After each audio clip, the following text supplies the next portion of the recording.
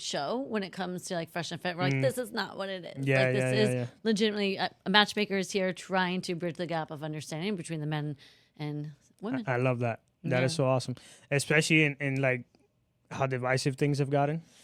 Yeah. It's good to have a unionizing energy. Yes. You know, it's refreshing. That's really a good is. point. Yeah, because men and women, they talk differently, but they're all wanting the same thing. You know, but they're talking over each other and they're assuming. A lot of assuming's going on. And so if we can just talk about it, you know, like for example, like women just get like this rep that like they only want men's money. But like in reality, that's like really like the gold diggers. Let's just call it like it is. Yeah, but it's a portion of women. Exactly. Yeah. You know, and you can usually probably spot them from a mile away. So that's on you, dude, if you know. So yeah, let's just talk about it and create that understanding. I like that. Yeah. You know what's cool? It's you're creating an open container that doesn't exist nowadays, where people can feel okay about talking about these kinds of things, where in reality, some of these things are seen as, oh, no, don't talk about that. Don't say that, you know? No, but you have to talk about it. You have to. And that's the thing. Everyone's just, you know, in their own heads, you know, like, oh, if a girl does this, it must mean that or something like that. Correct. What if you just ask her, what did you mean by that? Or like, what, like, if you did that, what does that mean for you in the future? Yes. Like, it's just talk about it. You know, like, for example, the other day, one girl, like, she's like, yeah, I got credit card debt because, you know, we talked about just like spending habits, men versus women, you know, and she's like, yeah, I've got X amount on credit cards, you know, whatever. And she goes, and, you know, we asked, well, what's it from, you know, because that needs to be talked about, by the way, in the early stages of dating. 100%. Finances, your relationship with money, Super it's important. not talked about enough, Dude, you know? oh my God. Because people are scared. Like, scared what the other Terrified. person's going to Yes. say. Yes. But, Yeah. like, get on the same page, you know? And, like, at the end, like, her credit card debt was from, like, moving. Like, she moved 3 times in 1 year. And moves are expensive. You know, I get that. And so, yeah, so it was all legitimate. But, like, at the end of the day, the guy was like, yeah, okay. I don't mind that, you know? Debt's not always a bad thing. Yeah. No, I mean, just because you're in a tight spot doesn't mean you're a bad person. You know, it could mean that you had to make a bad decision in a tough spot, but you need to see if those decisions are habitual. Yes, exactly. Now, if you habitually make bad decisions, that means your judgment is bad. That's a whole nother conversation. But anybody, you know, yesterday I connected a guy who's running for sheriff on a podcast. Okay. And the host brought up a great point. He's like, Sheriff, I want to talk to you about what about second chances? Like, for example, someone who gets a parking ticket or a speeding ticket, it's way too expensive. They can't pay it. Their license is suspended. Now their insurance gets suspended. Now if they get pulled over again, they go to jail. Like, a small little thing can multiply into so many things. And that doesn't make them a bad person. You know what I mean? So how am I bridging the gap here? In relationships and people, it's the same. I find it really interesting how you can find someone in a bad situation and it just trickled from one bad or tough spot they were in that they kind of didn't even put themselves in. It just kind of happened. But then they end up in something that's 5 times worse because that turned into this and this turned into that and that turned.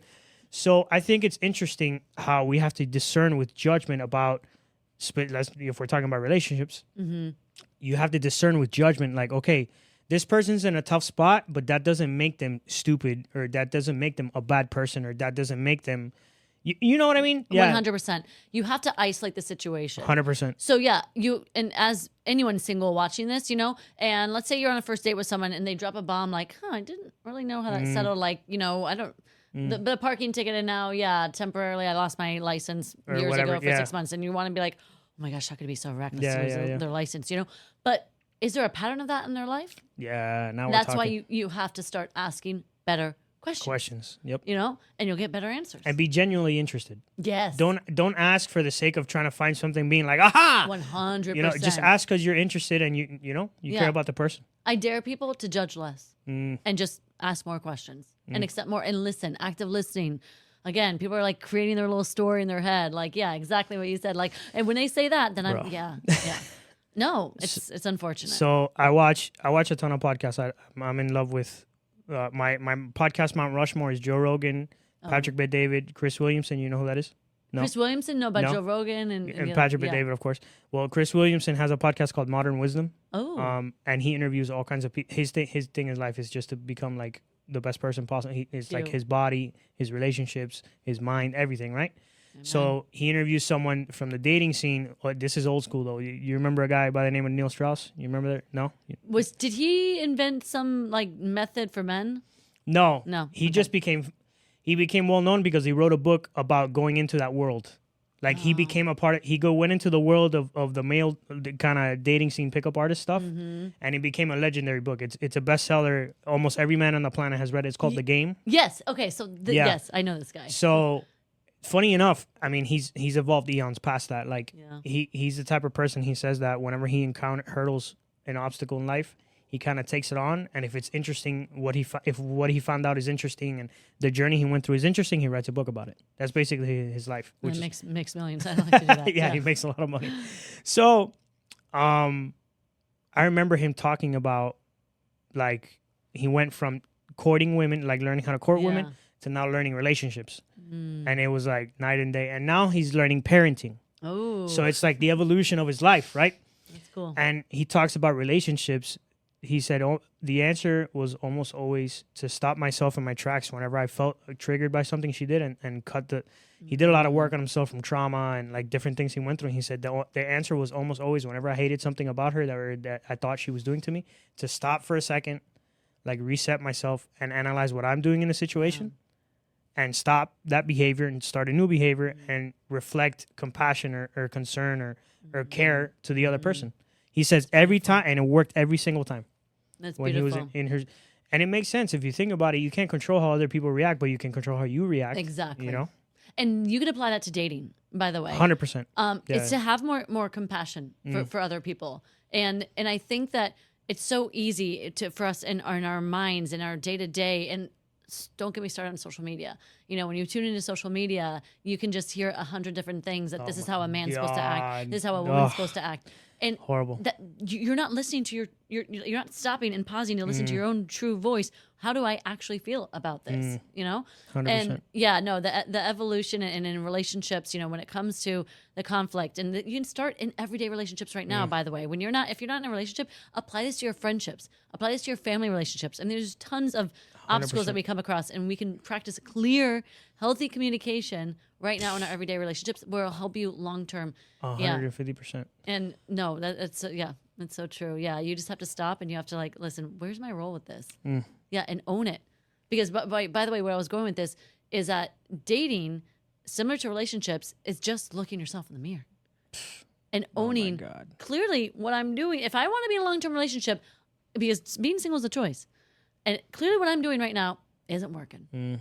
So what do I need to do to tweak? It ain't everyone else. It's looking yourself in the mirror. 100%. And I think people don't realize that in order to attract something in your life, you have to become that thing.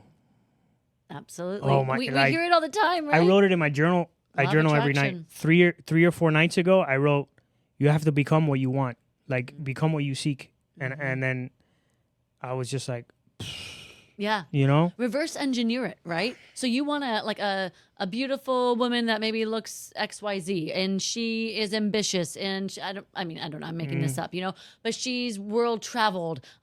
She's educated. I don't know, like whatever it is. Quality you're looking for. Yes. Yeah. And now reverse engineer that. How am I going to attract that? Okay, well, I need to be that. Yeah. 150%. One thing at a time. You know what I see from the man's side, I see this often where they want this super beautiful woman with all these curves and all this stuff who goes to the gym and takes care of herself. And it's like, dude, you're a slob. You got the dad bod. You're not in shape. That's one simple example, right? But we can take it a step further. I mean, oh, yeah, she has to be like funny and articulate and well-written and smart and you know, read books and all. And it's like, dude, how many books do you read? Yeah. What are you doing to improve your mind and be an intelligent, articulate person who can hold a conversation? Exactly. To attract this woman. So it all starts. And I will be honest here, guys. Women usually have a longer list than men. It is. Do you run into women who have high unrealistic standards? All the time. Okay, so it's not men going crazy. No. Okay. That is a no. No. So I am very you know, as a dating coach and a matchmaker, I'm very down the line. I do not take sides. I try not to. You know, and I don't like to make generalizations. All men are like this. All women are like that. Yes. And anyone out there right now who's listening who says, you know what, all women are gold diggers. All men just want sex. You know, you're lying to yourself. Well, you're short selling yourself because not all men are like that. You know, it's true, and it bothers me when people have that mindset. It's really doing them wrong in the dating world.